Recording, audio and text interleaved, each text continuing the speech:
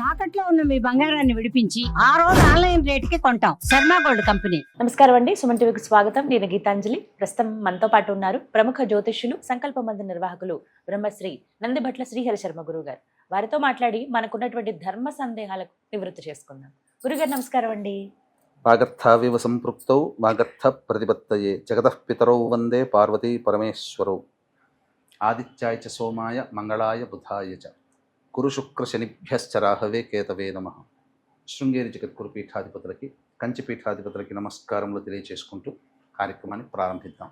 గురుగారు, ధర్మ సందేహాలు వాటి నివృత్తిలో భాగంగా మరొక ప్రశ్న అండి, ప్రేక్షకులు ప్రధానంగా అడిగింది. పాద నమస్కారం అసలు ఏ విధంగా చేయాలి?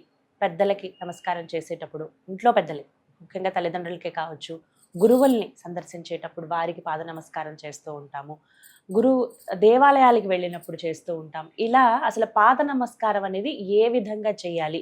దీనికంటూ ఒక నియమం ఉందా? పురుషులు స్త్రీలు ఇలా కూడా విభజించబడి ఉందా? వీటి గురించి వివరించండి.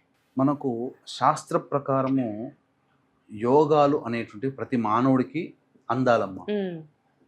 పూర్వకాలంలో దీనికి సంబంధించినటువంటి మినిమం నాలెడ్జ్ ప్రతి కుల మత విచక్షణ లేకుండా ప్రతి కుటుంబంలో అందరికీ తెలిసి ఉండేది. కాబట్టి చిన్నప్పటి నుంచే పాటించేవాళ్ళు, కాబట్టి అందరికీ మంచి జరిగింది. ఎందుకంటే పాద నమస్కారం చేయడం ద్వారా గురుబలం పెరుగుతుంది. నవగ్రహాల్లో అత్యంత శుభప్రదుడు గురువు.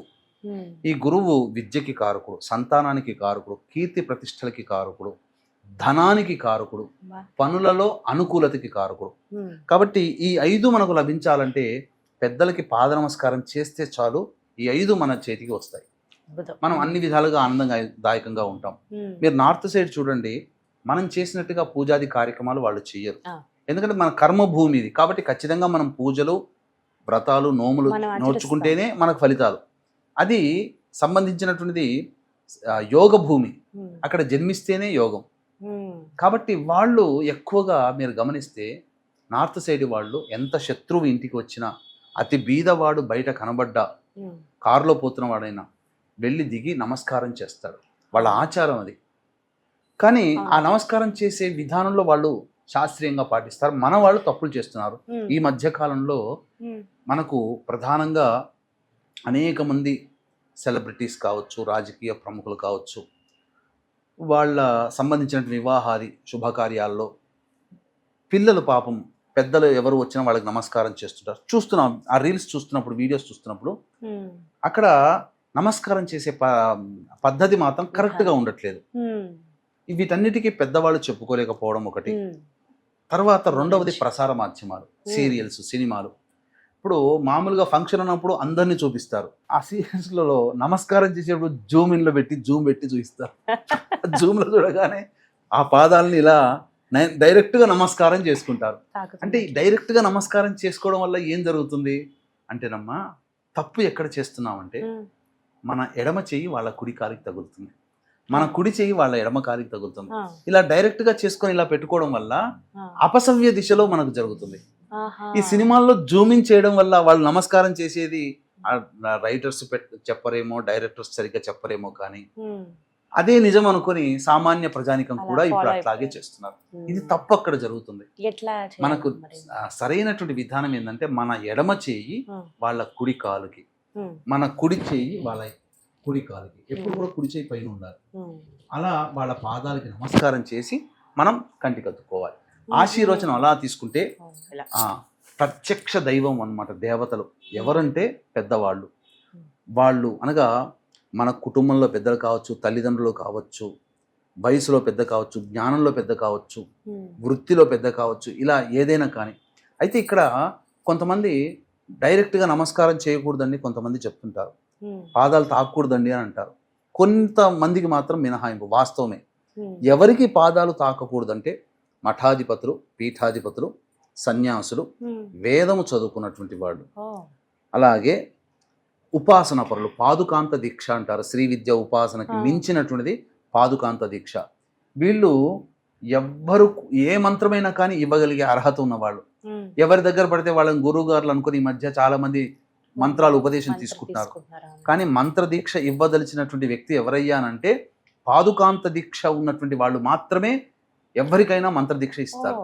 మిగతా వాళ్ళకి అర్హత లేదు ఉండదండి. శాస్త్రం ఆహా. ప్రకారం. ఉమ్. కాబట్టి వీక్షించే సుమన్ టీవీ ప్రేక్షకులు కూడా ఎవరు పడితే వాళ్ళ దగ్గర మంత్రదీక్ష కాకుండా పాదుకాంత దీక్ష ఉన్న వాళ్ళ దగ్గర తీసుకోండి, ఆ మంత్రం ఫలిస్తుందని చెప్పవచ్చు. ఉమ్. ఈ విధంగా పాద నమస్కారం ఆ విధంగా చేసుకోవాలండి. చేస్తే మంచిది. ఆ. ముఖ్యంగా దేవాలయాలకు వెళ్ళినప్పుడు కూడా దేవతా విగ్రహాలని ప్రధానంగా తాకకూడదు.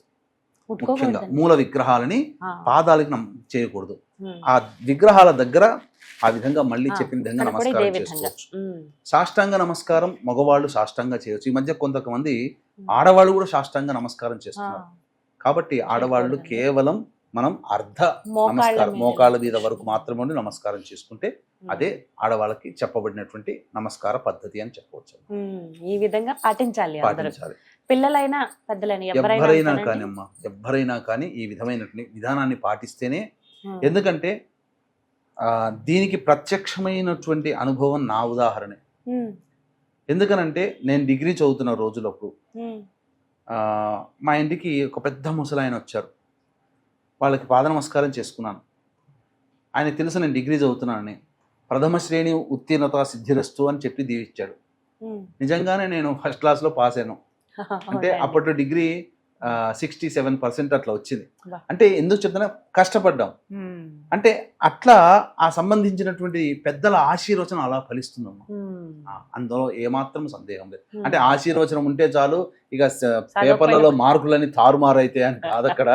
దాని అర్థం అట్ట కూడా మన వాళ్ళు అంటుంటారు. ఉమ్. పెద్దల ఆశీర్వచనం ఉండాలి. మాట చెల్లుబాటు అవుతుంది, ఉమ్. దేవతలు ఆశీర్వదించినట్టే అని అందులో అర్థం అమ్మా. మొత్తంగా నమస్కారం ఏ విధంగా చెయ్యాలి అనేది చాలా చక్కగా వివరించారు గురుగారు. ధన్యవాదాలండి. సర్వం శ్రీ ఉమామహేశ్వర పరబ్రహ్మార్పణమస్తు.